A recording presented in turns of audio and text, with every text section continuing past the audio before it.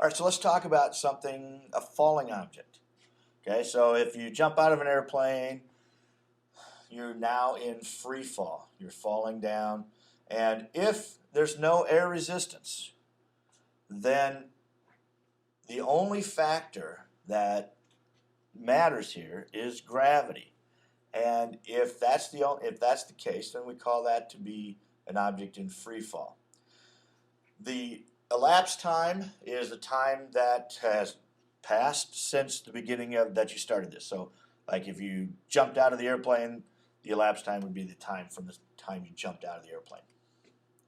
So during each second of fall, each second that you jumped out of the airplane, for every second that you're falling, your instantaneous speed is going up by 10 meters per second. So you jumped out of the airplane and you were falling. You weren't falling at all at first. For the very brief time there, you weren't falling at all. 1 second later, you were falling at 10 meters per second. So what's the acceleration? Well, the acceleration is the change, which was 10, divided by the time, which was 1. And so you're accelerating at the rate of 10 meters per second squared. Now, this is the normal thing that you're going to see. You're going to normally see, when we talk about acceleration, in terms of meters per second squared. That's a pretty common term that you're going to use. So, we just earlier were talking about kilometers per hour per second, just to try to get you to see the difference between the velocity part and the extra time that goes in there with the acceleration. Well, that's not normal. That's not how they normally do it. Normally they talk about it in meters per second squared. But still, you got meters per second. Per second, you still got that same idea for acceleration here. All right, so that's what they talk about on this slide. All right, so if we're talking about free fall, usually what we do when we're talking about free fall is we use the letter G to represent acceleration. And we're going to use in this book usually 10 meters per second, and I've talked about this already, I think, but 9.8 is really better, is closer, but for the sake of this book, we can use 10 just to make it simpler, something maybe easier to remember. 9.8 is a good number to kind of keep in mind, though, because that is the accurate value. So if we talk about instantaneous speed, if we want to figure out what is your speed at any 1 second as you're diving out of the airplane, we're going to use this formula. Velocity equals G times T, and G being the acceleration due to gravity. Now, if we weren't doing gravity, then we would have acceleration times time, just AT, acceleration times time.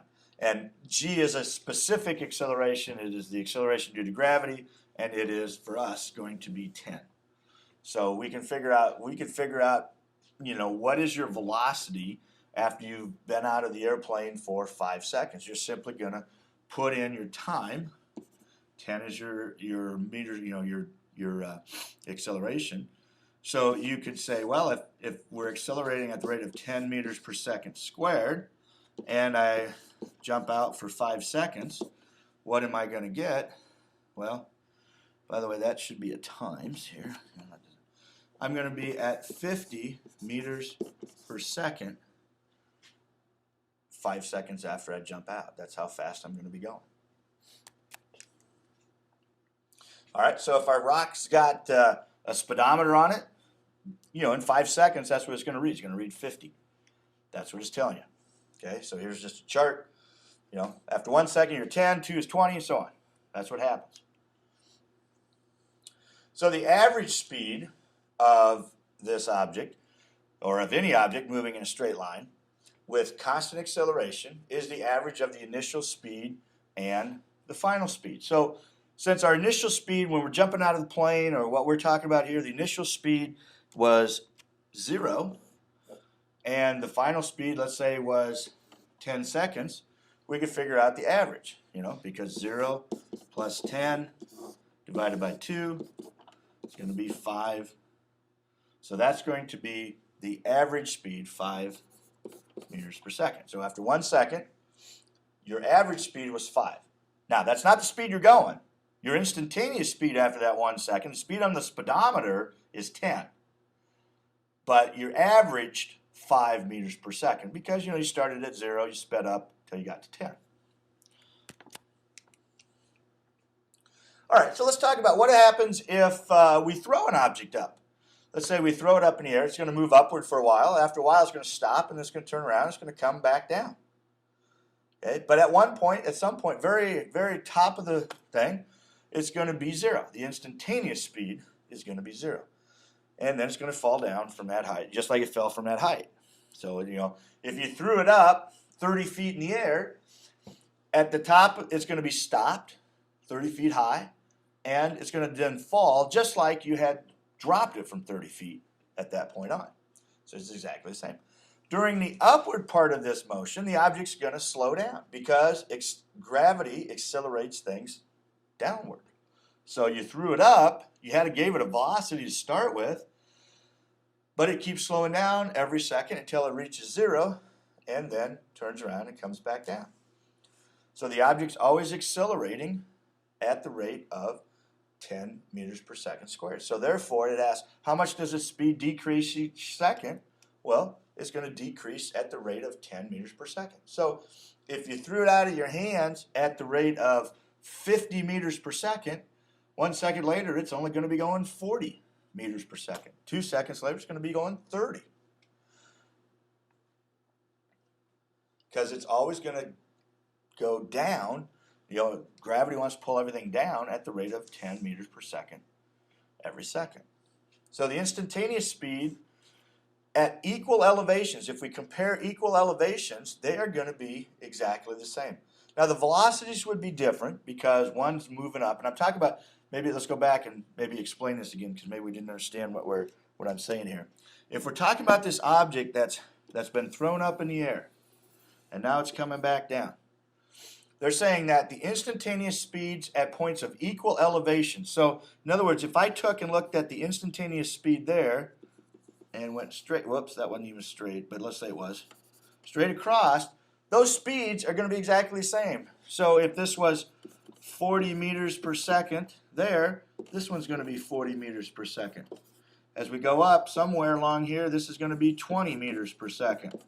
Well, straight across, this one's going to be 20 meters per second. Always straight across, those velocities, those speeds are exactly the same. The velocities are different because the direction is different. And every second, it's going to change by 10 meters per second downward towards the Earth as we do that. All right, so here's our picture. We throw this rock up in the air. Notice that at this point, we're just starting.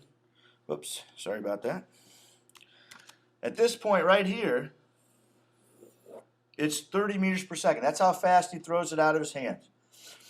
After, where are we at here? After 1 second, up here, it's now at 20 meters per second. Both sides here. After 2 seconds, it's now down to 10. After 3 seconds, it's stopped. And now it's coming back down. And so now these two are exactly the same. So this one here, it was 10 meters per second going up.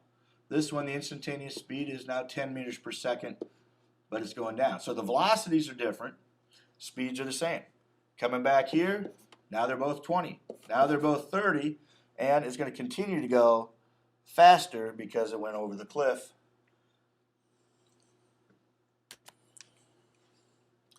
All right, so during the span of the second time interval in table 4.2, the object begins at 10 meters per second and ends at 20. What's the average speed during this 1 second? Well, remember, we talked about average speed is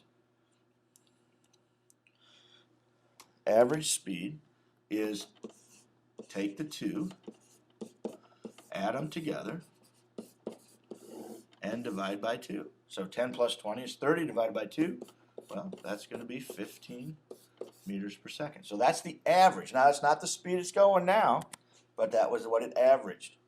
Okay, so the average speed is 15 meters per second. Well, what's the acceleration? Well, due to gravity, the acceleration is always 10 meters per second squared.